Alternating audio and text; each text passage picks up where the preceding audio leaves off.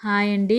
ఇంట్లోనే సింపుల్‌గా గోబీ పకోడీ ఎలా చేసుకోవాలో చూపించబోతున్నాను. దీనికోసం 2 కాలీఫ్లవర్స్ తీసుకున్నానండి. అలాగే 1 కప్పు బియ్యం పిండిని, హాఫ్ కప్పు వరకు శనగపిండిని, హాఫ్ కప్పు వరకు కార్న్ ఫ్లోర్‌ని యాడ్ చేసుకున్నాను. ఇక్కడ చూపించిన కప్‌తోనే నేను అన్నీ కూడా తీసుకున్నానండి. మనం ఏ కప్‌తో అయితే బియ్యం పిండి తీసుకుంటామో అదే కప్‌తో హాఫ్ కప్ వరకు శనగపిండి, హాఫ్ కప్ వరకు కార్న్ ఫ్లోర్ యాడ్ చేసుకోవాలి.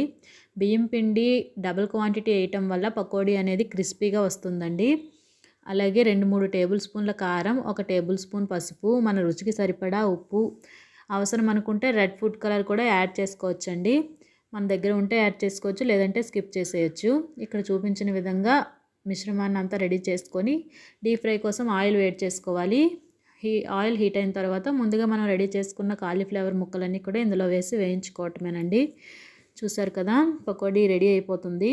ఇంట్లోనే సింపుల్గా రెస్టారెంట్ స్టైల్ పకోడీ చేసేసుకో